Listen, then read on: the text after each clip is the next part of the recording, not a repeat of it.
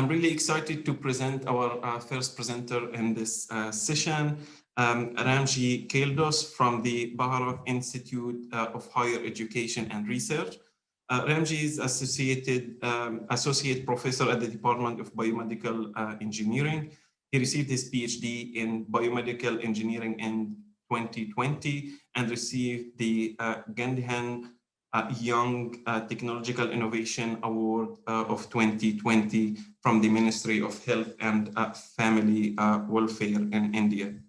Ramji has published 10 journal papers, authored 2 book chapters, and he has guest edited 3 conference proceedings. His research interests include nanomaterials-based chemiresistive gas sensors towards the development of portable prototype.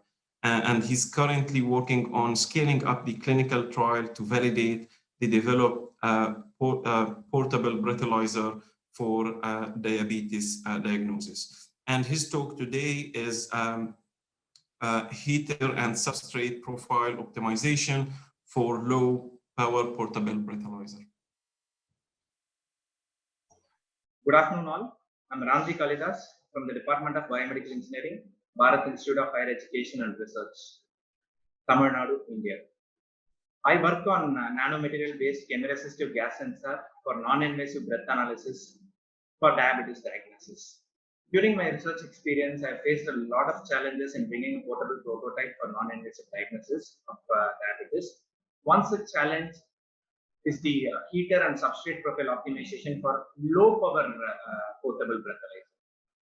We are all aware of the number of volatile organic compounds that we tend to exhale due to the fundamental cellular mechanism or the fundamental metabolisms.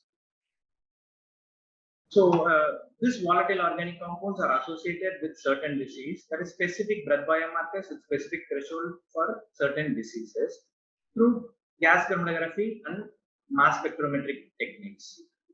These are golden standard technique that is able to quantify the composition of volatile organic compounds in breath. It has high resolution, capable of even differentiating between the isotopes, has high accuracy and sensitivity, and a small breath sample is enough to quantify all the compositions in exhale. However, it takes much of a time to respond and recover, hence huge data cannot be recorded, meaning that the patient exhales the breath, or the subject exhales the breath into a breath sampling bag, that is a peddler bag.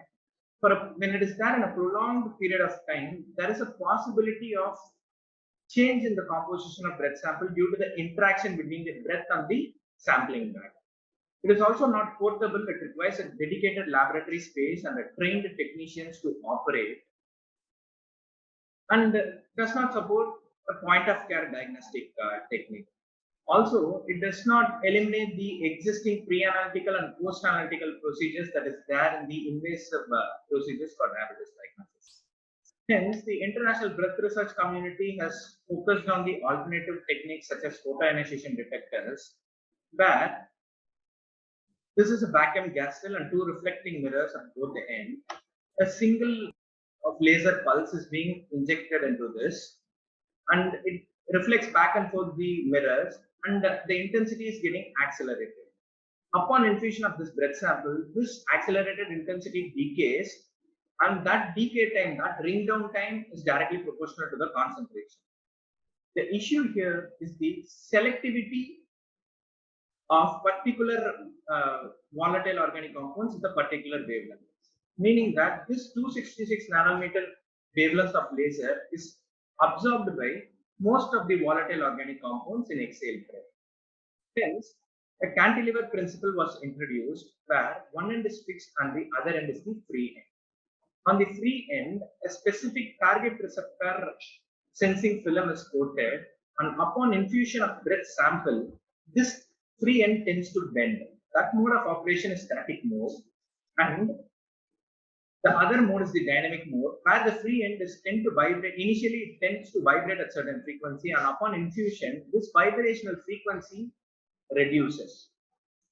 This change in the frequency is directly proportional to the concentration. Indian Institute of Technology, Bombay, has incubated a startup named NanoSniff Private Limited, and they have a prototype with a static mode of operation, not only for healthcare application, but for environmental sensing and numerous applications. However, the instrument, the prototype is so big and it limits the portability aspects of the breathalyzer due to the complexity in the deflection detection methods. This deflection, the bend and the change in the frequency.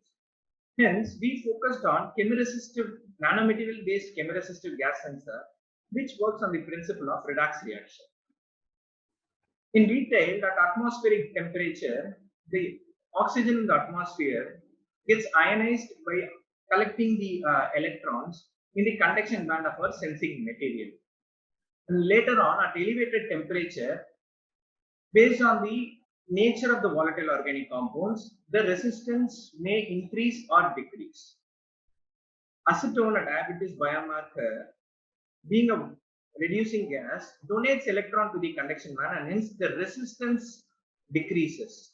And this change in resistance is directly proportional to the concentration. For instance, the change in 3 ppm acetone is higher, the resistance change. However, in 1 ppm, it is lesser compared to the 3 ppm change. The challenge here is the elevated temperature. So, what type of heater can be used? And that heater should cover the entire area of the substrate where the thin film is coated. Added to that, we have the composition of the breath biomarker compared to nitrogen, oxygen, and carbon dioxide. And the breath biomarker that is assigned to diabetes not only varies because of the glucose level, it also varies due to age, exercise, ketogenic diet, fasting, fat loss, and weight loss. Along with this, environmental acetone also influences factor, and the threshold concentration between the healthy and the diabetic is 1 parts of acetone in million parts of breath. Added to this, this fundamental metabolism is reflected in the alveolar breath. So this is the overview of the chemiresistive nanomaterial based sensor. This is a graphene oxide sheet and the metal oxide nanoparticle. And this is the schematic illustration of the nanomaterial based sensor. Here, this is an alumina substrate, and the thin film, the sensor nanomaterial based chemiresistive material is coated over it, and gold electrodes are thermally evaporated, and then platinum wires are used to connect within the leads. So after this fabrication procedure, we validated it with the static gas sensing chamber. The desired concentration of acetone within the static gas sensing chamber is achieved using the formula of concentration of vapor in cylinder into quantity of vapor in syringe divided by the volume of the sensor chamber. So this is 5000 ppm, 0.5 liters acetone cylinder, calibrated cylinder. When this gas state syringe is placed in the mouthpiece of this cylinder and the head is rotated, based on the pressure, the piston moves and this is injected into the gas state chamber. So, and the change in resistance is measured accordingly based on the concentration. So, as I previously told, at some elevated temperature, we need some elevated temperature for the volatile organic compounds to initiate a reaction with the sensor material. So, this activation energy should be as minimal as possible so that the response is maximized. So here in this particular prototype that we have developed, the response is higher at 200 degrees Celsius, and this is attributed to the thermodynamics behavior of the gas absorption and desorption process. So by increasing the concentration, we have studied the response, and it is capable of answering till 0.25 ppm, which is more than enough to diagnose diabetes. And we have gone through all the selectivity and response recovery time. All those are favorable to develop a portable prototype. So the challenge here is the chamber geometry and size that should be capable of accommodating the complete alveolar breath. The consumption of low power, which relies on the heater material, heater shape, substrate and substrate thickness.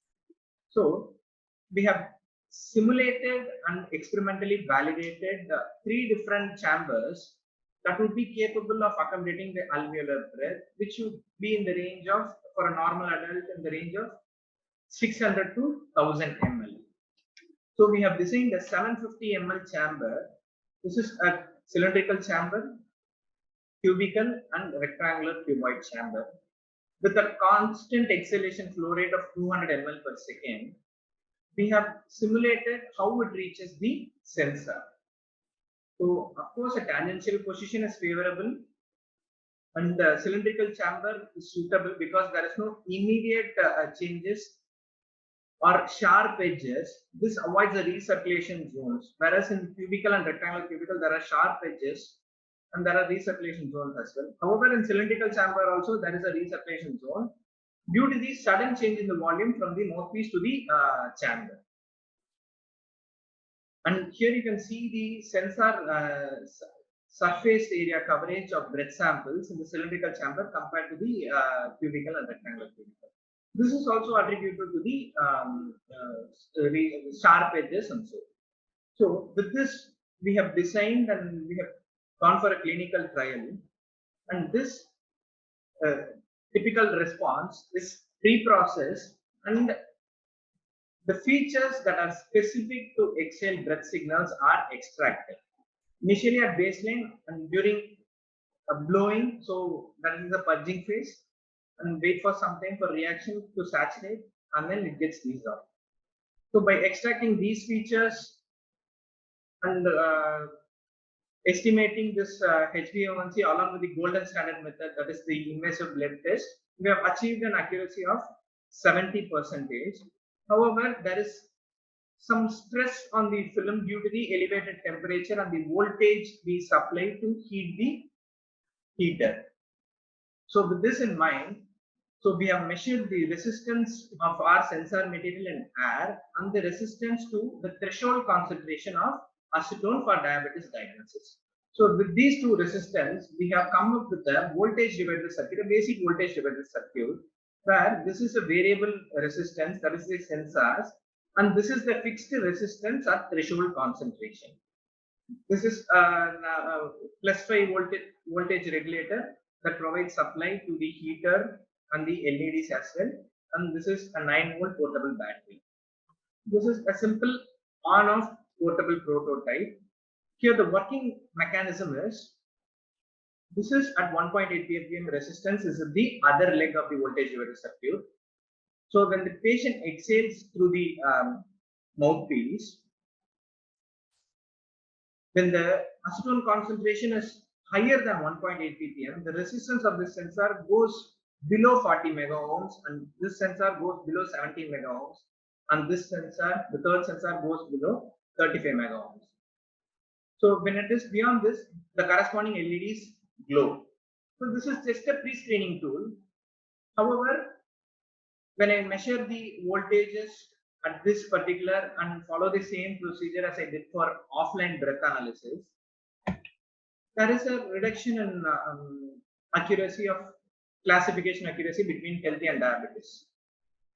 This can be attributed to through two main reasons. One is the reduced voltage here does not achieve 200 degrees Celsius, and the second one is the stress induced, the mechanical stress induced on the substrate, and also the rectangular cuboid which we have used for the portable prototype. So these reasons contributed to the lower classification accuracy compared to the offline analysis and the power supply. So there is a need to optimize the heater material, whether a platinum 100 heater or nickel chromium heater to be used, and what the heater shape we tend to use. There are a number of shapes: fan shaped heater below the substrate, and meander shaped heater, double meander shaped heater, so that heater shape should cover the overall area of the substrate.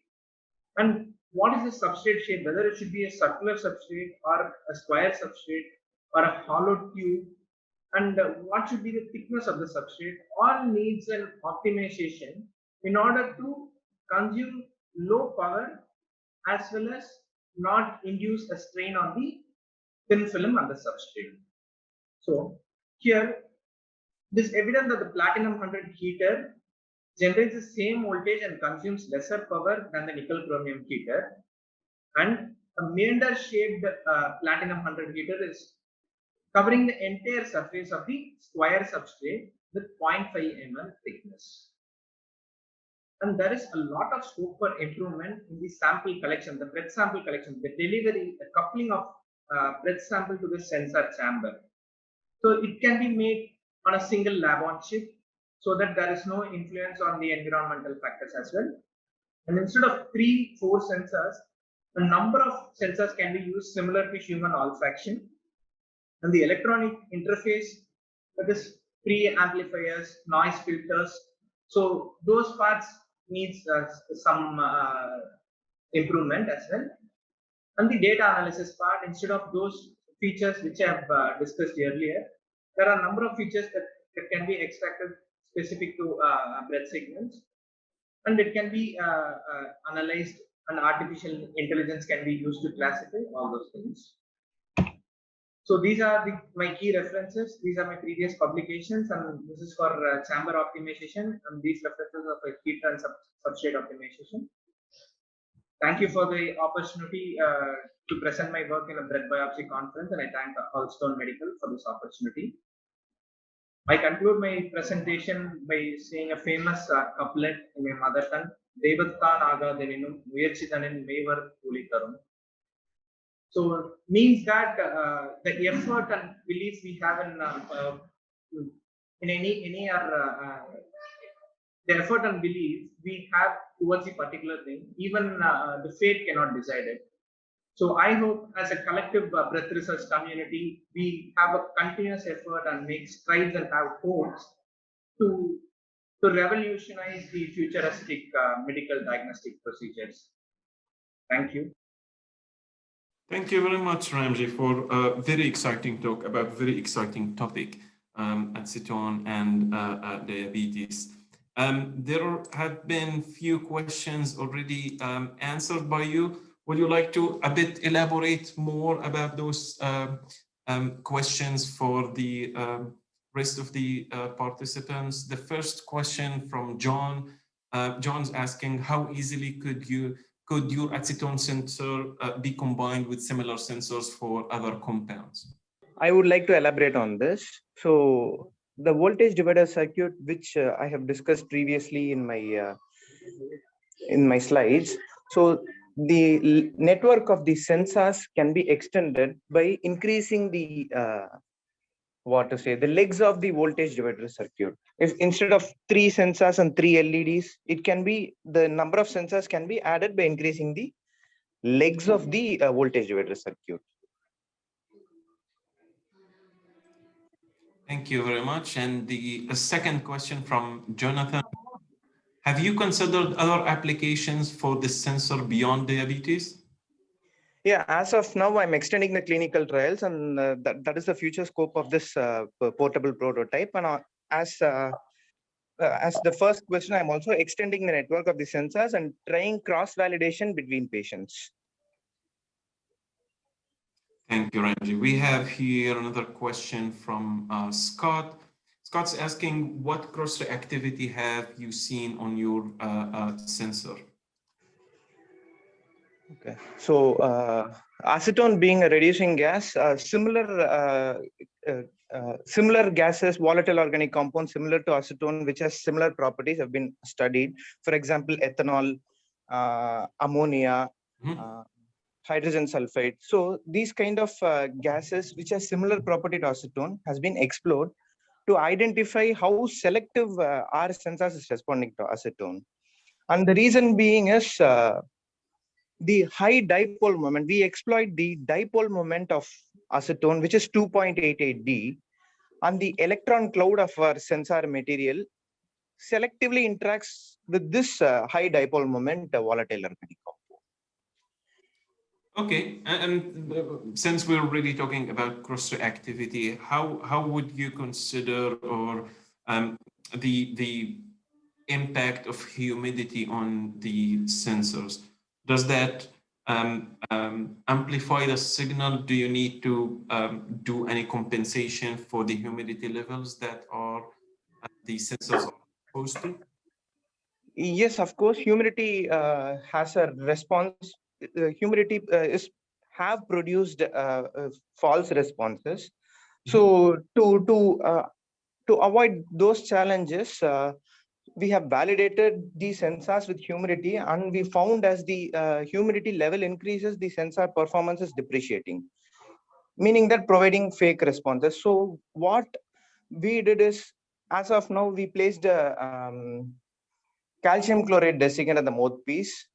The blue tube subject, the demonstration on the blue tube a subject is blowing. So calcium chloride desiccants were incorporated within the mouthpiece to reduce the interference from humidity.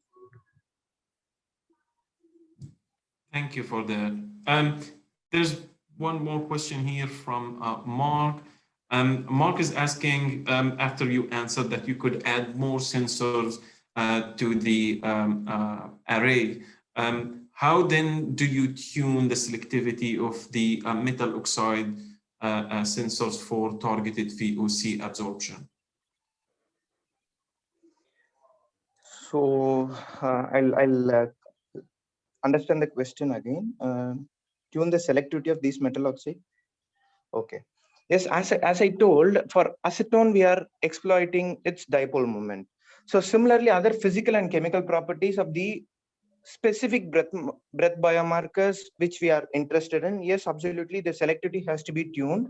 And as one of the questions, like regarding the cross reactivity, yes, absolutely, there is reactivity with other sensors as well, so that we are working on a number of increasing the sensors, increasing the array, as well as on the data analysis part after the acquisition of response from all these sensors.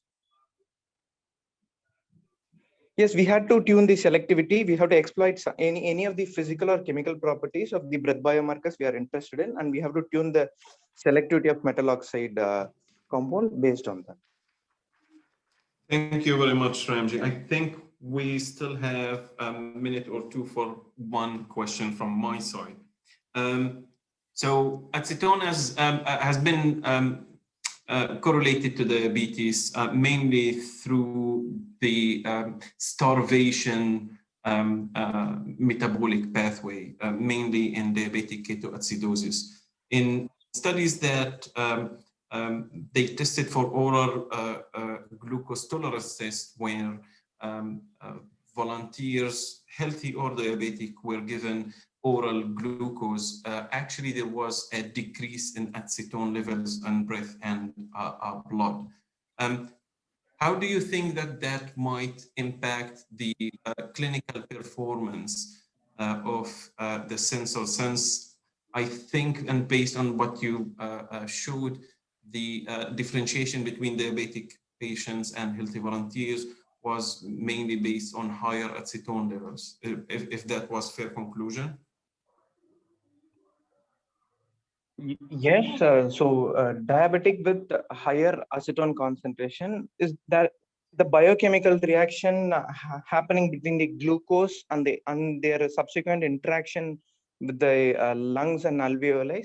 We tend to exhale acetone, but as I told in my presentation regarding the challenges, and this is one such big challenge where 4 or 5 other components is influencing the acetone concentration and exhale breath. For instance, the diet, and similar like how the current analytical procedures is happening, like there are some conditions to be made before food and after food. The test should be taken during fasting and postprandial. Have this limited diet before coming for a test. So similarly, we need some conditions to be made to reduce the other influences on the acetone concentration. Okay. Well, thank you again, Ramji, for your presentation and very interesting topic and discussion.